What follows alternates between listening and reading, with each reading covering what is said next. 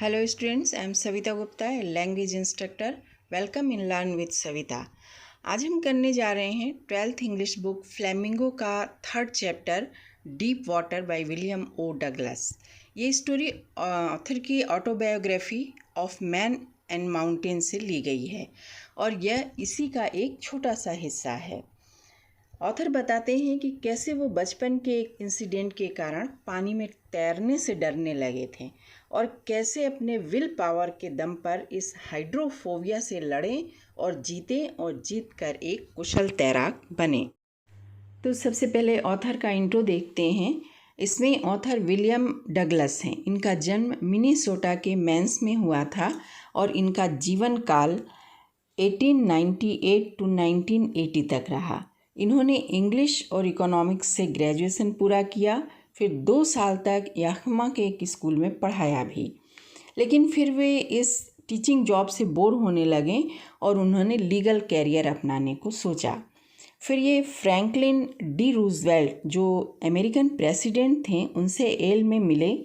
धीरे धीरे उनमें अच्छी मित्रता हो गई और वे प्रेसिडेंट के लीगल एडवाइज़र यानी कानूनी सलाहकार बन गए।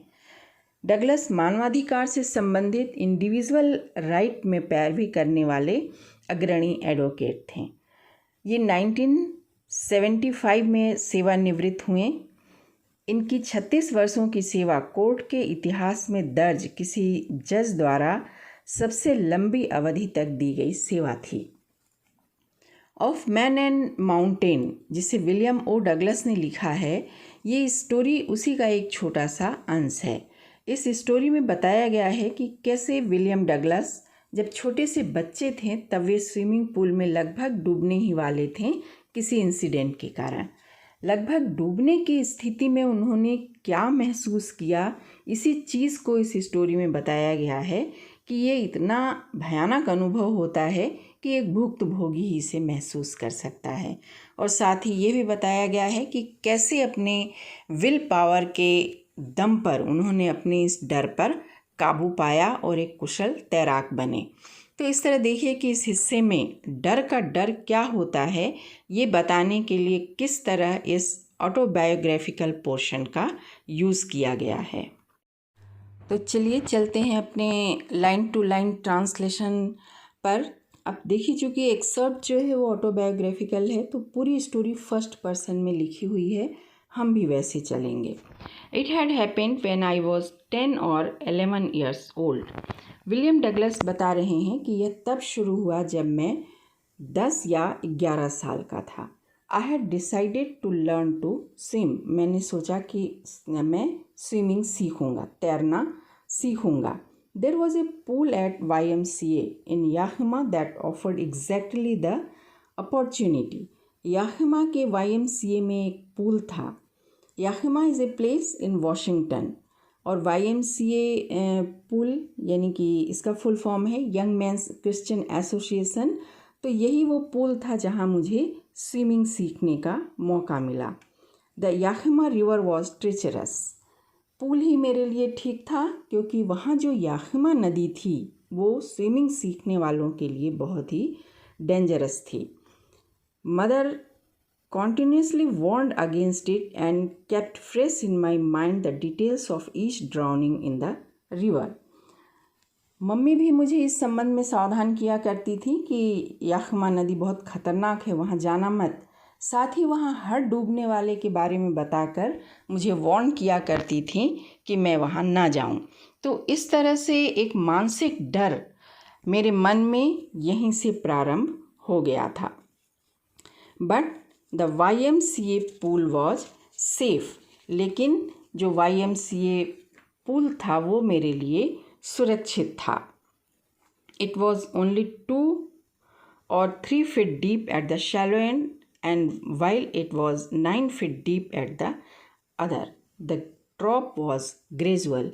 लेकिन YMCA पूल जो था वो मेरे लिए सुरक्षित था। क्यों था? क्योंकि ये पूल शैलो एंड पर 2 to 3 feet और डीप एंड पर 9 feet गहरा था, है ना। तो आपको मालूम होगा कि पूल का जो बॉटम होता है वो ढलान जैसा होता है। 2 to 3 फीट जहाँ बच्चे या तैरना सीखने वाले तैरते हैं, इसे शैलो एंड कहते हैं। और 9 फीट डीप एंड होता है जहाँ पर वो स्विमिंग करते हैं जो एक्सपर्ट होते हैं। तो इस तरह पूल इनके लिए क्या था, बिल्कुल सुरक्षित था। I got a pair of water wings and went to the pool.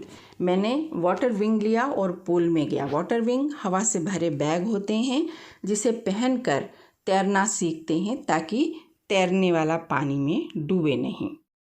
I headed to walk naked into it and show my skinny legs. मुझे स्विम सूट पहनकर पानी में जाना पसंद नहीं था क्योंकि मैं काफ़ी दुबला पतला था और स्विम सूट में मेरी स्किनी लेग्स यानी पतली पतली टांगें दिखती थीं और ये मुझे बिल्कुल अच्छा नहीं लगता था। But I subdued my pride and did it. लेकिन मैंने अपने आत्मसम्मान को आड़े नहीं आने दिया और पूल में उतर गया। From the beginning, however, I had an aversion to the water when I was in it. शुरू से ही जब भी मैं पानी में जाता, वाटर बॉडी के पास जाता, मुझे ये बिल्कुल पसंद नहीं था। तो क्यों नहीं पसंद था, ये ऑथर बता रहे हैं।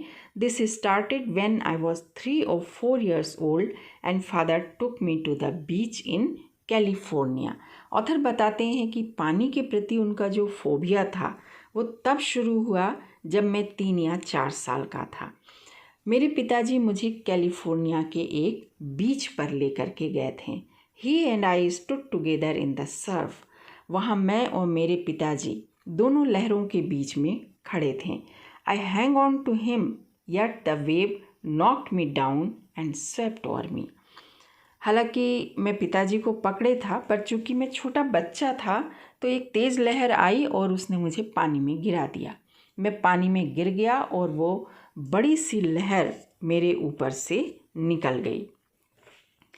आई was buried in water, my breath was gone, I was frightened. ठीक है, तो इस तरह से मैं पानी में गिर गया, मेरी सांस घुट रही थी और मैं बहुत डर गया था। माई फादर लाफ्ड, पर मेरे पिताजी हंसे क्योंकि ये सब बीच पर एक नॉर्मल बात थी। But there was a terror in my heart at the overpowering force of the waves. लेकिन एक ये और वजह थी जब मेरे दिल में पानी के इन शक्तिशाली लहरों के प्रति डर बैठ गया था। My introduction to YMCA swimming pool revived unpleasant memories and stirred childish fear। YMCA pool के पास मेरे बचपन की अनप्लीजेंट मेमोरीज फिर से ताज़ा हो गईं और पानी के प्रति वो डर मेरे अंदर फिर से पैदा हो गया। But in a little while I gathered confidence. लेकिन थोड़े ही दिन जब मैंने वाटर विंग की मदद से स्विमिंग किया तो धीरे धीरे डर दूर हुआ और मेरा कॉन्फिडेंस वापस आने लगा। I paddled with my new water wing, watching the other boys and trying to learn by aping them। मैं वाटर विंग पहनकर पूल के पानी में उतरता और दूसरे लड़के जो तैर रहे थे उनको कॉपी करके सीखने की कोशिश करता। I did this 2 or 3 times on different days and just beginning to feel at ease in the water when the misadventure happened। तो ऐसा मैं अभी कोशिश कर रहा था, 2-3 बार अलग अलग दिनों पर किया, तैरना सीखा, धीरे धीरे मुझे ठीक लग रहा था। मैं पानी का यूज़ टू हो रहा था, पानी में मैं थोड़ा कंफर्टेबल फील कर रहा था। लेकिन तभी एक दुर्घटना मेरे साथ घटित हो गई। I went to the pool when no one else was there. एक दिन जब मैं पूल के पास गया तो वहाँ कोई भी नहीं था। The place was quiet. Pool के आसपास की जगह बिल्कुल शांत थी। The water was still and the tiled bottom was as white and clean as a bathtub. तो पूल का पानी भी बिल्कुल शांत था। इतना शांत था पूल का पानी कि पूल के जो टाइल्स बिल्कुल सफ़ेद और साफ ठीक वैसे ही दिखाई दे रहे थे जैसे बाथटब के बॉटम दिखाई देते हैं। I was timid about going in alone, so I sat on the other side of the pool to wait for others। मुझे पूल के पानी में अकेले जाने में डर लग रहा था।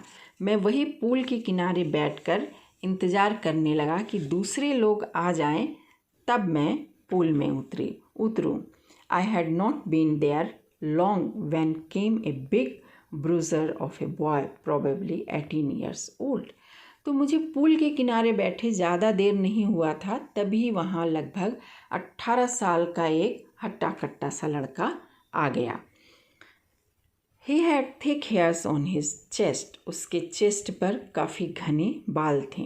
He was a beautiful physical specimen with legs and arms that showed rippling muscles. उसके हाथ और पैर की मांसपेशियां काफ़ी सुगठित थीं और वो लड़का खुद शारीरिक श्रेष्ठों का एक मिसाल था। काफ़ी हैंडसम लड़का था वो, ऑथर बता रहे हैं।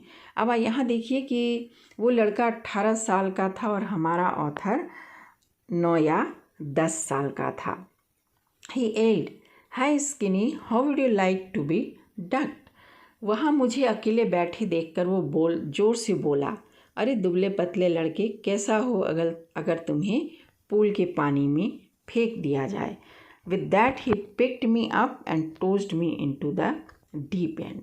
और इतना कह के उसने मुझे पूरा का पूरा उठा लिया और पूल के डीपर एंड में फेंक दिया। आप सोच सकते हैं मेरी क्या स्थिति हुई होगी। I landed in a sitting position, swallowed water and went at once to the bottom. मैं बिल्कुल सिटिंग पोजीशन में पानी में गिरा और गिरते ही अचानक मेरा मुंह खुला और ढेर सारा पानी मैंने पी लिया और मैं एकदम से पूल के बॉटम की तरफ जाने लगा। I was frightened but not yet frightened out of my wits. मैं काफ़ी डर गया था पर इतना भी नहीं डरा था कि मेरा दिमाग काम करना बंद कर दे। On the way down I planned. नीचे की तरफ जाते समय मैंने अपने मन ही मन में एक प्लानिंग की। When my feet hit the bottom, I would make a big jump, come to the surface, lie flat on it and paddle to the edge of the pool. तो मैंने प्लानिंग क्या बनाया कि जैसे ही मैं बॉटम में पहुंचूंगा, अपने पैर से बॉटम पर जोर से धक्का देकर जंप लगाऊंगा और सरफेस पर आ जाऊंगा और पानी के सरफेस पर लेटकर तैरते हुए पूल के किनारे आ जाऊंगा। लेकिन सोचने में और होने में बहुत अंतर होता है ना। तो आगे देखते हैं कि क्या होता है। It seemed a long way down. तो ऑथर कह रहे हैं कि यही सब सोचते हुए मैं पूल में धीरे धीरे नीचे की ओर जा रहा था, लेकिन ये बहुत ही धीरे धीरे हो रहा था। Those 9 feet were more like 90. ठीक है, ये इतना धीरे धीरे मैं नीचे जा रहा था कि डीपर एंड की गहराई 9 फीट की जगह मुझे 90 फीट से भी ज़्यादा लग रही थी। And before I touched bottom, my lungs were ready to burst. और इसके पहले कि मैं बॉटम तक पहुंचूं, सांस रोके रहने से ऐसा लग रहा था कि मेरे फेफड़े जो हैं वो फट जाएंगे। But when my feet hit bottom, I summoned all my strength and made what I thought was a great spring upward. फिर जैसे ही मेरे पैरों ने बॉटम को टच किया, मैंने अपना पूरा जोर लगाकर स्प्रिंग की तरह ऊपर छलांग लगा दी। I imagined I would bob to the surface like a cork. मेरे को ऐसा लग रहा था कि ऐसा करते ही मैं कॉर्क की तरह पानी के सरफेस पर आ जाऊंगा। तो कॉर्क क्या होता है? जो बॉटल में ढक्कन की तरह यूज़ होता है, पोरस होता है। इसमें हनी कॉम्ब की तरह हवा से भरे छिद्र होते हैं, जिससे वो हल्का होकर पानी पर तैरता है। तो हमारे ऑथर को भी लग रहा था कि वो भी कॉर्क की तरह तैर करके पानी के सरफेस पर आ जाएगा। Instead I came up slowly, पर ऐसा हुआ नहीं। छलांग लगाने के बाद भी मैं स्प्रिंग की तरह नहीं बल्कि काफ़ी धीरे धीरे ऊपर की ओर आने लगा। I came up slowly, I open my eyes and saw nothing but water. तो धीरे धीरे जब मैं ऊपर की ओर आ रहा था तो अचानक मुझे लगा मैं ऊपर आ गया हूँ और जब मैंने आंखें खोली तो मुझे पानी के सिवा कुछ नहीं दिखाई दिया। कैसा पानी था? Water that had a dirty yellow टिंग टू इट। चारों ओर हल्का हल्का येलोइश कलर का पानी दिखा, यानी कि मैं अभी पूरी तरह ऊपर नहीं आया था। आई ग्रू पैनिकी। अब ऑथर कहते हैं कि अब मैं घबरा गया। I reached up as to grab a rope and my hand clutched only at water. जैसे ही मैं ऊपर की ओर पहुंचा, मैंने अपने दोनों हाथों को सरफेस के बाहर निकालकर ऐसे लहराया मानो मैं सहारे के लिए कोई रस्सी पकड़ना चाह रहा था, पर मेरे हाथों में जो आया वो सिर्फ पानी था। I was suffocating. मेरा दम घुट रहा था। I tried to yell but no sound came out. मैं ज़ोर से चिल्लाना चाहा पर मेरे गले से आवाज़ नहीं निकल रही थी। निकलती भी कैसे? मेरा सिर तो अभी भी पानी में था। Then my eyes and nose come out of water but not the mouth. और तभी मेरे आँख और नाक तो पानी के सरफेस के बाहर आ गए, पर मुंह अभी भी मेरा पानी के अंदर था। I fell at the surface of water. Surface पर मैंने ज़ोर ज़ोर से हाथ हिलाने लगा। सरफेस पर हाथ निकल आया था। Swallowed and choked. मुँह जो कि अभी भी पानी के अंदर था, इसलिए मैंने फिर काफ़ी सारा पानी पी लिया और मेरा गला बिल्कुल चोक हो गया। मैं कुछ भी बोल नहीं पा रहा था। I tried to bring my legs up, but they hang as dead and weight, paralyzed and rigid. मैं अपने पैरों को ऊपर करने की कोशिश की, पर वो बिल्कुल वजनी होकर लटके थे। ऐसा लग रहा था कि बिल्कुल टाइट हो गए हों और पैरालाइज्ड हो गए हों। बहुत कोशिश की मैंने, पर मैंने अपना पैर बिल्कुल भी हिला नहीं पाया। A great force was pulling me under. I screamed. अभी मैं ऊपर पहुंचा था, तभी मैंने महसूस किया कि एक बहुत ही स्ट्रॉन्ग फोर्स मुझे फिर से बॉटम की ओर खींच रही है। स्क्रीम्ड, मैं भयभीत होकर के चिल्लाया। But only the water heard me, लेकिन मेरी चीख को सुनने के लिए वहाँ पर सिर्फ पानी था और कोई नहीं था। I had started on the long journey back to the bottom of the pool. एक बार फिर से पूल के बॉटम की ओर मेरी धीमी पर लंबी यात्रा शुरू हो गई। I stuck at the water as I went down, expending my strength as one in a nightmare fights an irresistible force. जैसे जैसे मैं बॉटम की ओर जा रहा था, मैं पानी में ज़ोर ज़ोर से हाथ पैर मारने लगा। मैं अपने बचाव में वैसे ही कोशिश कर रहा था जैसे कोई रात में सोते समय किसी दुस्वप्न के चक्कर से निकलने के प्रयास में अपनी पूरी ताकत लगा देता है, पर कर कुछ नहीं पाता है। कभी ना कभी आप सब ने ऐसे दुस्वप्न का अनुभव किया होगा। सपने में किसी चीज़ से भाग रहे हैं, दौड़ तो रहे हैं, पर आपके पैर वहीं के वहीं चल रहे हैं, आगे नहीं बढ़ पा रहे हैं, आप कुछ नहीं कर पा रहे होते हैं, है ना। तो ठीक ऐसा ही कुछ महसूस कर रहा था हमारा author. I was getting digi.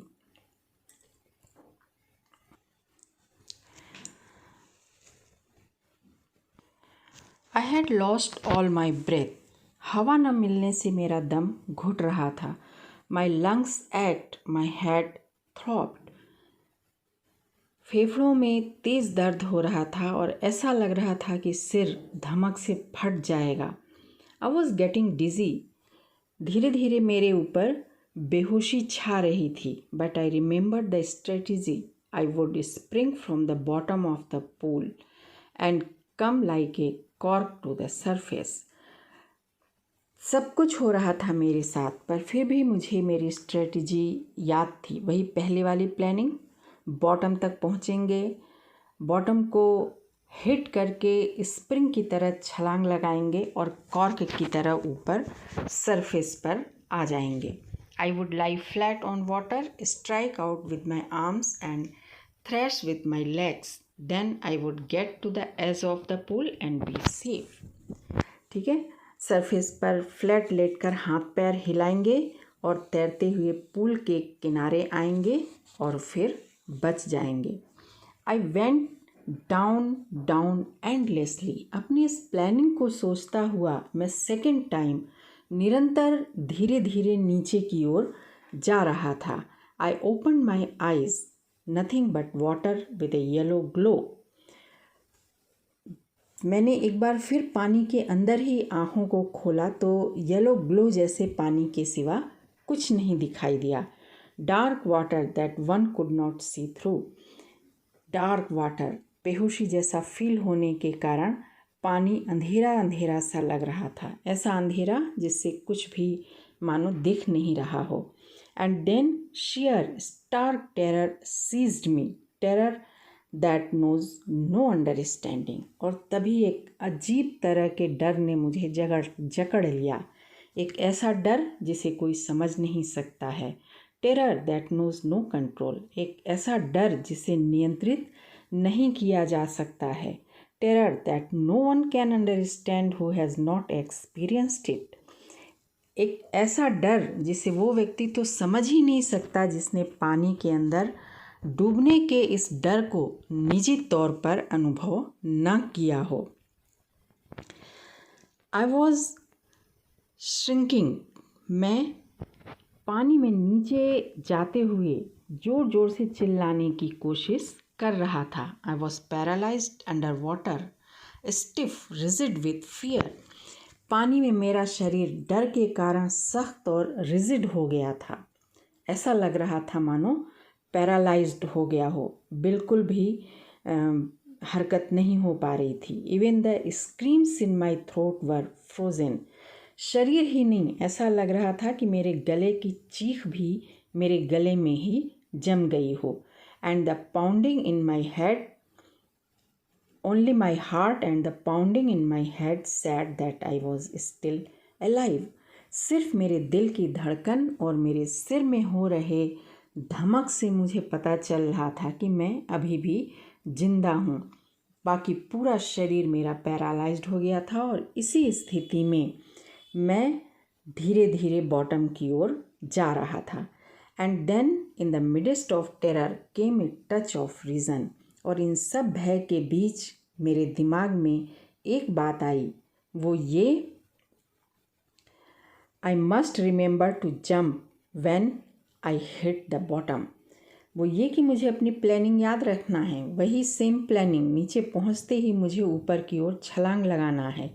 Eight last I felt the tiles under मी। आखिरकार मैंने पैरों के नीचे टाइल्स को छुआ। My toes reached out as if to grab them। मेरे पैर की उंगलियां टाइल्स तक ऐसे गईं जैसे उसे पकड़ना चाह रही हों। I jumped with everything I did। इस बार भी मैंने अपनी पूरी ताकत समेट कर ऊपर की ओर जंप लगा दी। But the jump made no difference। लेकिन मेरी इस छलांग से कुछ भी नहीं हुआ। The water was still around me। अब भी मैं चारों ओर पानी से घिरा हुआ था। I looked for ropes, ladders, water wings, nothing but water. मैं सोच रहा था कहीं से कोई रस्सी मिल जाए, सीढ़ी या वाटर विंग मिल जाए जिससे मेरी जान बच जाए, लेकिन मेरे चारों ओर पानी के सिवा कुछ नहीं था। A mass of yellow water held me. मैं पीले पानी के घेरे में फंसा हुआ था। Stark terror took an even deeper hold on me like a great charge of electricity. एक इलेक्ट्रिक शॉक जैसा अजीब सा डर मेरे अंदर और भी ज़्यादा हावी हो रहा था। आई शुक एंड ट्रेम्बल विथ फ्राइट। मैं आगे की स्थिति को सोचकर डर के मारे कांप रहा था। My arms wouldn't move, my legs wouldn't move. न मैं अपने हाथों को हिला पा रहा था और न अपने पैरों को। I tried to call for help. मैंने सहायता के लिए चिल्लाना चाहा। To call for mother. हर मुसीबत की घड़ी में मम्मी की याद आती है, तो हमारे ऑथर ने भी अपनी माँ को पुकारा। नथिंग हैपेंड, पर कुछ नहीं हुआ। वहाँ पर उसकी पुकार सुनने वाला कोई भी नहीं था। And then strangely there was light, और तभी कुछ अजीब सा हुआ, मुझे रोशनी दिखाई दी। I was coming out of the awful yellow water. हुआ यूँ था कि जब मैंने जंप लगाई थी तो अब मैं पानी से धीरे धीरे बाहर आ रहा था। At least my eyes were, my nose was also almost out too. कम से कम आंखें पानी के बाहर आ गई थीं, तभी रोशनी दिखाई दी थी, और मेरी नाक भी लगभग पानी के बाहर आ चुकी थी। Then I started down a third time. अभी पूरी तरह ऊपर आया भी नहीं था कि पानी मुझे वापस नीचे खींचने लगी। Then I sucked for air and got water.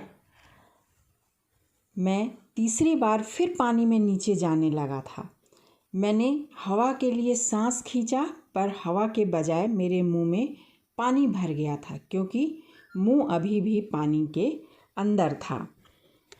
The yellowish light was going out. हल्की सी रोशनी जो मुझे दिखी थी वापस गायब होने लगी और फिर अंधेरा सा छाने लगा। Then all effort ceased. अभी तक मैं अपने आप को बचाने के लिए खूब कोशिश कर रहा था, पर अब मैंने सभी कोशिशें बंद कर दी थी। I relaxed, even my leg felt limped and a blackness swept over my brain. मैं बिल्कुल रिलैक्स हो गया, बिल्कुल शांत हो गया। मेरे दोनों पैर सुन्न पड़ गए थे और मेरे दिमाग में एक अंधेरापन सा छाने लगा था। I wiped out fear, it wiped out terror. और तभी एक अजीब सी बात हुई।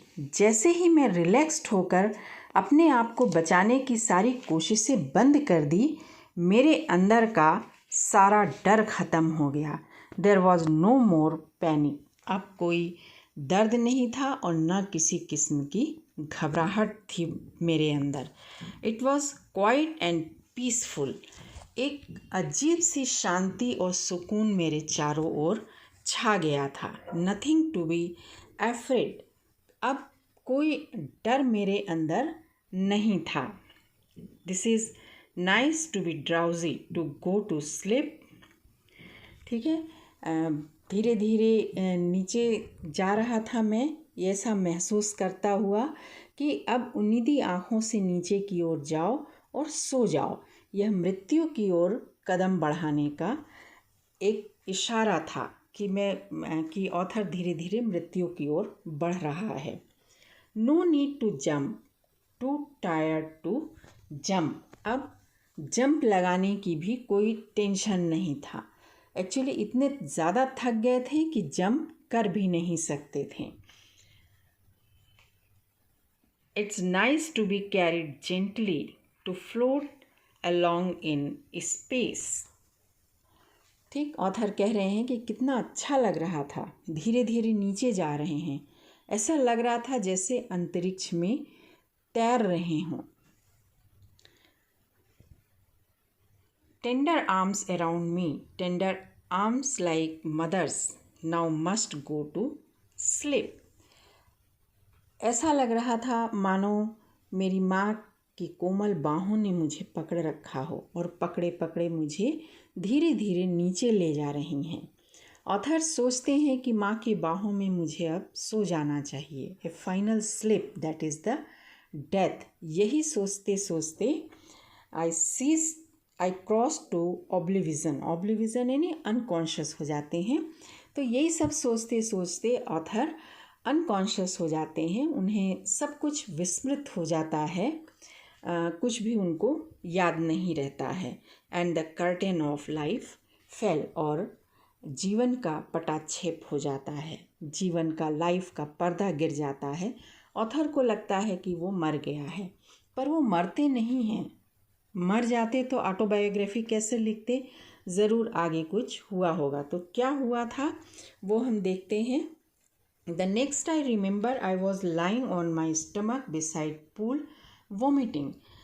जब मेरे को होश आया, कॉन्शियस हुआ, तो मैंने देखा कि मैं पूल के किनारे पर पेट के बल लेटा उल्टियाँ कर रहा था। The chap that threw me was saying, but I was only fooling. वो लड़का जिसने मुझे पूल में फेंका था वो कह रहा था, अरे मैं तो इसके साथ सिर्फ मजाक कर रहा था। Someone said the kid nearly died. Be all right now. Let's carry him to the locker room. कोई दूसरा व्यक्ति कह रहा था, तुम्हारे इस मजाक के चक्कर में तो ये बच्चा लगभग मरने ही वाला था। चलो खैर, अब सब ठीक है, चलो इसे लॉकर रूम तक लेकर चलते हैं। Several hours later I walked home. तो हुआ ये था कि उस दूसरे व्यक्ति के आ जाने के कारण मुझे पूल से निकाल कर बचा लिया गया था। बहुत ही टेरेबल और बहुत ही भयानक अनुभव था ये मेरे लिए। ठीक है, तो कई घंटों के बाद जब मैंने कुछ ठीक महसूस किया तो मैं घर आया। I was weak and trembling. मैं बहुत कमज़ोर और बहुत ही ज़्यादा काँप रहा था, बहुत ज़्यादा कमज़ोर महसूस कर रहा था। आई शुक एंड क्राइड व्हेन आई ले ऑन माई बेड। जब मैं कांपते हुए बिस्तर पर गिरा तो मैं ज़ोर ज़ोर से रोने लगा था। I couldn't eat that night. उस रात मैं डर के मारे खाना भी नहीं खा पाया था। For days A haunting fear was in my heart. और ये जो डर था ये मेरे दिल में घर कर गया था। काफ़ी समय तक ये मुझे परेशान करता रहा। The slightest exertion upset me, making me wobbly in the knees and sick to my stomach. और इस डर के कारण जरा सा भी कुछ होने पर मैं अपसेट हो जाता था, मेरे पैर लड़खड़ाने लगते थे और लगता था कि अब वॉमिटिंग हो जाएगा। I never went back to pool. इसके बाद मैं कभी पलट कर पूल की तरफ नहीं गया। I feared water. मुझे पानी से, वाटर बॉडी से डर लगने लगा। I avoided it whenever I could.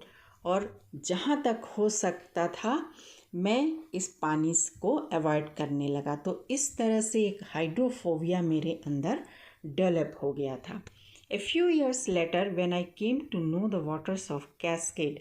कुछ सालों के बाद जब जल प्रपात यानी झरने के बारे में मुझे पता चला तो I wanted to get into them. तो मेरा मन किया कि मैं भी झरने के पानी में जाऊं, वहाँ पर एंजॉय करूं।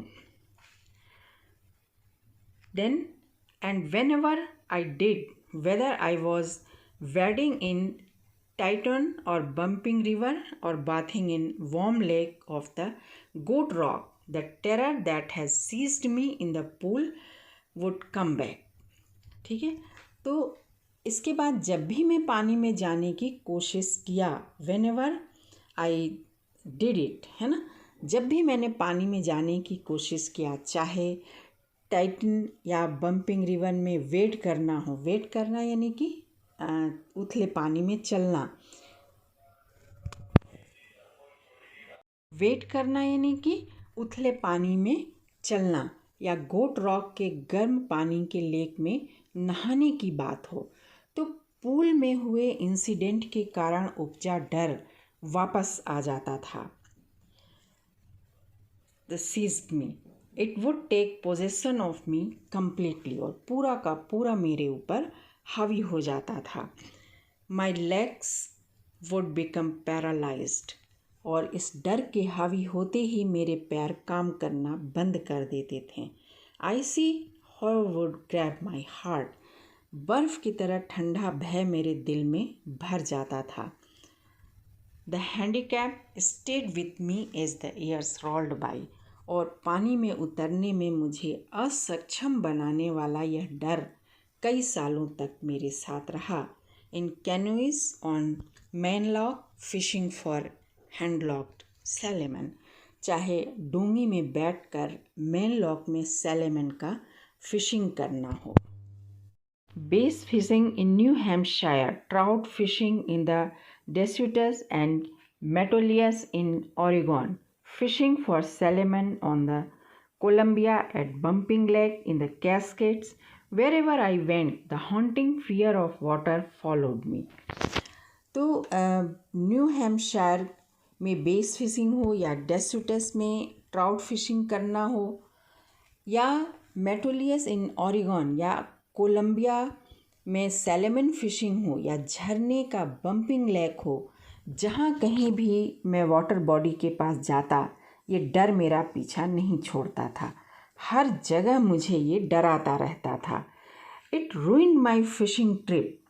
इस डर ने मेरी फिशिंग ट्रिप को बर्बाद कर दिया था। Deprived me of the Joy of canoeing, boating and swimming.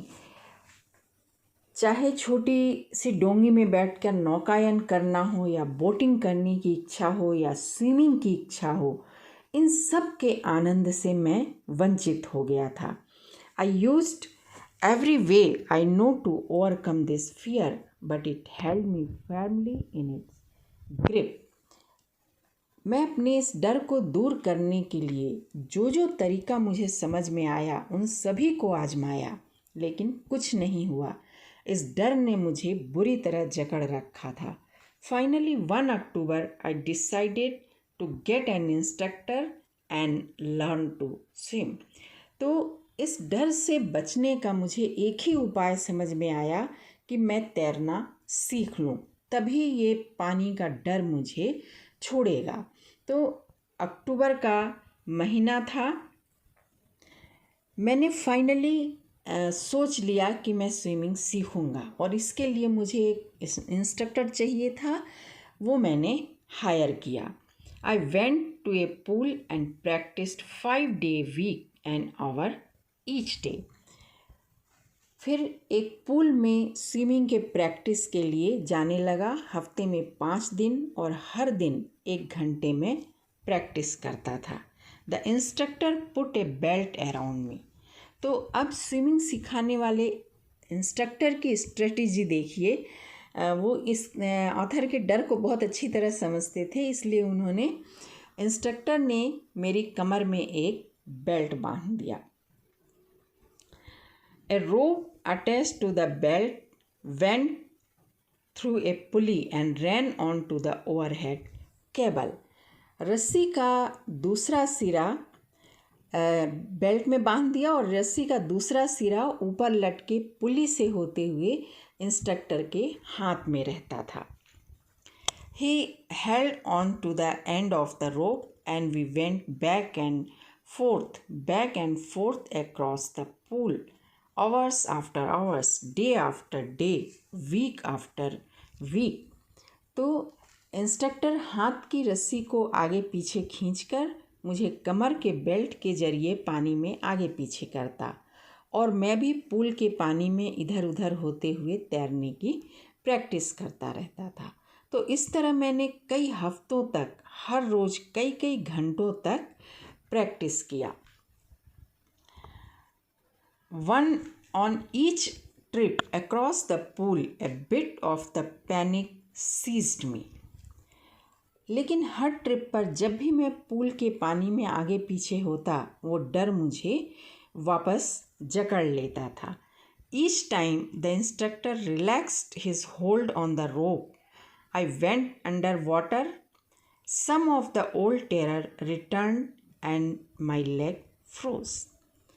इतना ही नहीं, मेरा इंस्ट्रक्टर जब भी रस्सी को थोड़ा सा ढीला छोड़ते मैं वापस पानी में जाने लगता और वही पुराना डर फिर से वापस आ जाता और डर के वापस आते ही मेरे हाथ पैर फिर से बिल्कुल शिथिल पड़ जाते थे। मैं बिल्कुल घबरा जाता था। It was 3 months before the tension began to slack. ऐसे प्रैक्टिस करते करते 3 महीने गुजर गए। अब मेरा डर थोड़ा थोड़ा स्लैक यानी कि थोड़ा थोड़ा कम होने लगा। Then he taught me to put my face under water and exhale. इसके बाद मेरे इंस्ट्रक्टर ने मुझे सिखाया कि तैरते समय सांस कैसे लेते हैं। उन्होंने बताया कि जब चेहरा पानी के अंदर हो तब सांस को छोड़ो, पूरी ताकत से अपनी सांस को बाहर निकालो and raise my nose and inhale. और जब नाक पानी के बाहर हो तब सांस अंदर की तरफ लो। ठीक है, तो कब सांस लेना है और कब छोड़ना है मेरे इंस्ट्रक्टर ने ये सिखाया। I repeated the practice hundreds of time. तो इस तरह मैंने सांस लेने की प्रैक्टिस सैकड़ों बार किया और परफेक्शन पाने की कोशिश की। Bit by bit I shed parts of panic and seized me when my head went under water. तो इस तरह से घबराहट जो मेरे सिर को पानी के अंदर जाने से होती थी वो धीरे धीरे कम होने लगी, क्योंकि मैं अब ये सीख गया था कि सिर को पानी के अंदर करने पर सांस किस तरह छोड़ना है और सिर को बाहर निकाल के किस तरह सांस लेना है। Next he held me at the side of the pool and had me kick with my legs।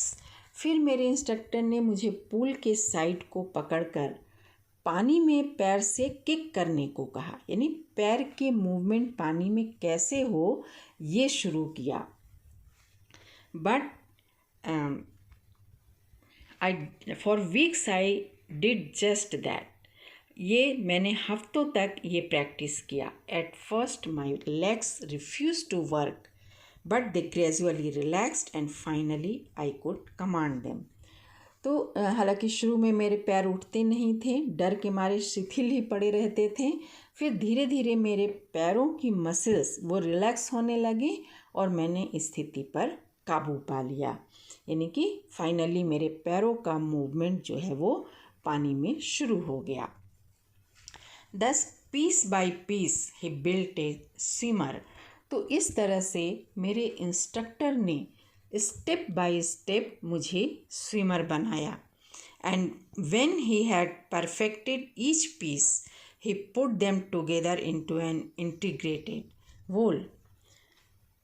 अब इस तरह से स्टेप बाय स्टेप उन्होंने एक एक चीज़ सिखाया। तो स्विमिंग के हर मूवमेंट को टुकड़ों में सिखाया। पहले सांस लेने का तरीका सीखा, फिर हाथ पैर चलाना सीखा, और जब इन सब में मैं परफेक्ट हो गया तब मेरे इंस्ट्रक्टर ने इन सभी मूवमेंट को इकट्ठे पानी में करना सिखाया और मुझे स्विमर बना दिया। मैं स्विमिंग सीख गया। In April he said now you can swim, dive off and swim the length of the pool, crawl stroke. तो सीखते सीखते अक्टूबर से अप्रैल तक कुल 7 महीने के बाद इंस्ट्रक्टर ने कहा अब तुम खुद से तैर सकते हो, पूरा सीख लिया है। फिर इंस्ट्रक्टर ने कहा अब तुम पूल में स्वतंत्र रूप से उतरो और पूरे लेंथ में क्रॉल स्ट्रोक करते हुए तैरो। आई डिड, और मैंने ये कर दिखाया। ठीक है, पूल के पूरे लेंथ में तैरा। The instructor was finished. तो इस तरह इंस्ट्रक्टर का स्विमिंग सिखाने वाला काम ख़त्म हुआ। मैं स्विमिंग सीख चुका था, but I was not finished. Instructor का काम तो ख़त्म हो चुका था, लेकिन विलियम डगलस कहते हैं कि अभी मेरा काम ख़त्म नहीं हुआ था, अभी भी बहुत कुछ था जिस पर मुझे काबू पाना था।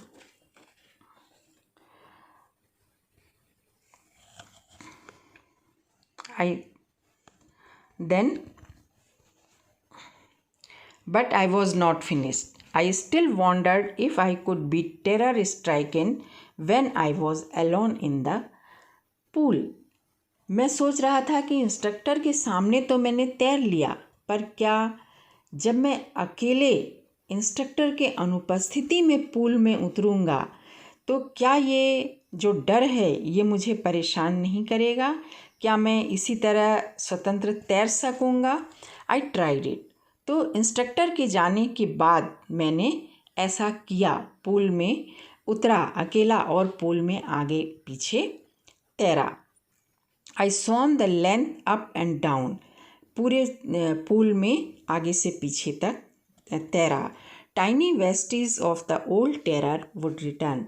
हालांकि हल्का हल्का डर अभी भी बीच बीच में उभर आ रहा था, but now I could frown and say that terror, trying to scare me, eh? Well, here is to you, look. तो हल्का हल्का जो डर जब मेरे अंदर उभर रहा था, और जब भी ऐसा हो रहा था तो मैं गुस्से में खुद से बोलता था, कैसा डर? अरे डर, तुम मुझे डराना चाह रहे हो, अब देखो मैं तुम्हारा क्या करता हूँ.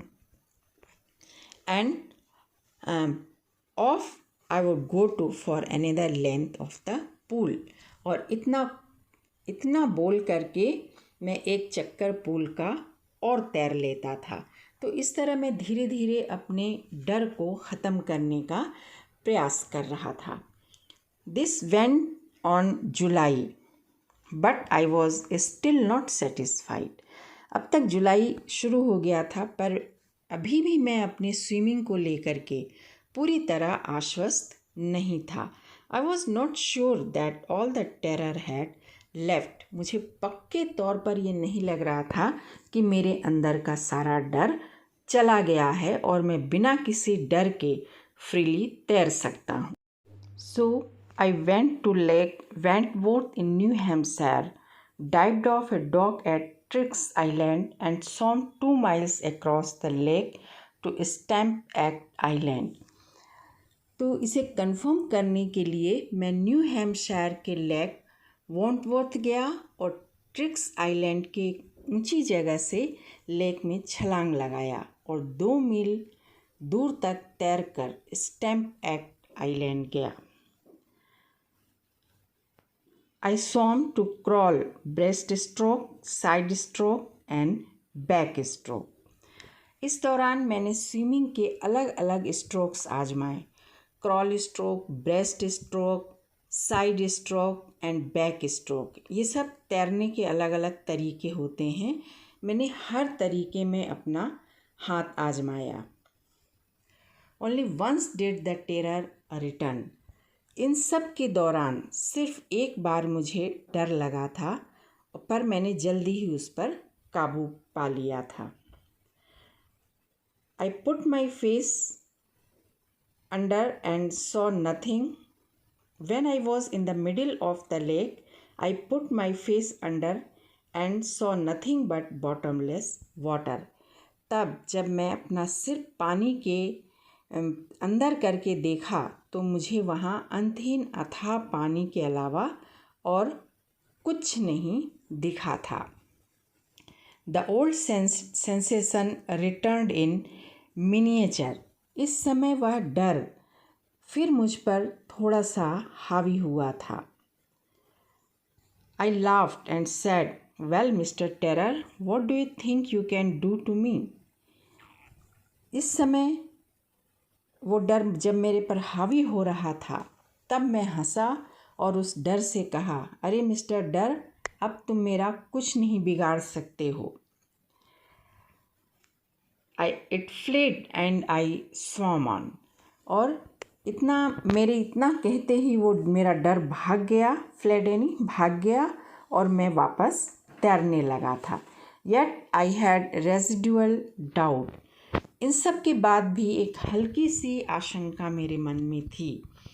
Eight my first opportunity I hurried west, went to the Tieton to Conrad meadows, up the Conrad Creek Trail to Mid Glacier and camped in High Meadow by the side of Warm Lake. पहला मौका मिलते ही मैं waste की ओर Titan से कैनरॉड meadows तक गया. फिर कैनरॉड creek trail से होता हुआ मिड ग्लेशियर तक गया और एक मीडो यानी घास के मैदान में वार्म लेक के किनारे कैंप किया. The next morning I stripped, dived into the lake and swam across to the other shore and back, just as Dow Carpron used to do.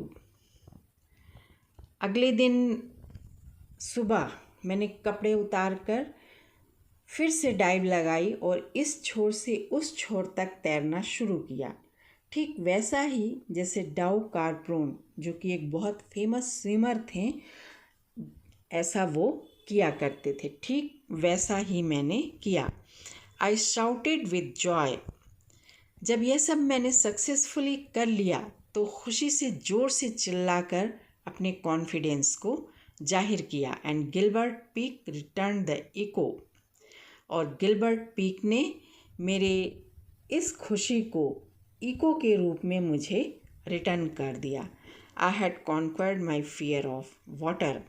तो इस तरह पानी से उपजे इस डर पर मैंने पूरी तरह काबू पा लिया था।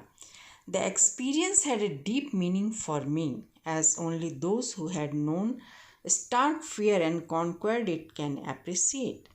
मेरे लिए ये अनुभव एक काफ़ी मायने रखता था, बहुत बड़ा एक एक्सपीरियंस था मेरे लिए।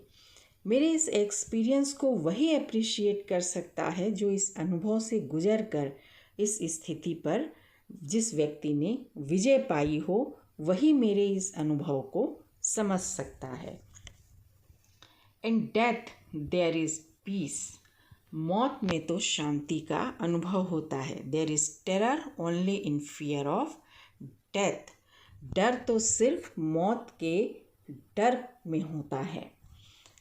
As Roosevelt knew when he said, all we have to fear is fear itself. Roosevelt जो अमेरिका के राष्ट्रपति थे, उनका कहना है कि अगर लाइफ में कुछ करना है तो हमें सिर्फ डर से डरना है और किसी चीज़ से नहीं। Because I had experienced both the sensation of dying and the terror that fear of it can produce. क्योंकि मैंने मौत के सेंसेशन को भी महसूस किया था और मौत के डर का भी, दोनों का अनुभव मैंने किया था। The will to live somehow grew in intensity. और इन्हीं दोनों अनुभवों ने मेरे अंदर जीने की इच्छा को और अधिक बढ़ा दिया था। At last I felt relaxed. और अंत में मैं बिल्कुल रिलैक्स्ड हो गया था। Free to walk the trails and climb the peaks and to brush aside fear. और डर को एक ओर रखकर आज़ादी से मैं सकरे रास्तों पर चल सकता था और पहाड़ों पर भी चढ़ सकता था बिना किसी भय के। तो इस तरह हमारे ऑथर ने अपने डर पर विजय पाया। अपने इस ऑटोबायोग्राफिकल का जो अकाउंट है, उसका जो थोड़ा सा हिस्सा है, उसमें इन्होंने ये बताया है कि किस तरह उन्होंने अपने इस पानी के डर पर, इस हाइड्रोफोबिया पर इन्होंने जीत हासिल की। ये लेसन एक मैसेज भी देता है कि दुनिया में कोई काम ऐसा नहीं है जिसे अगर हम दिल लगा के करना चाहें तो ना कर सकें। हर काम संभव है और हर चीज़ को कर सकते हैं।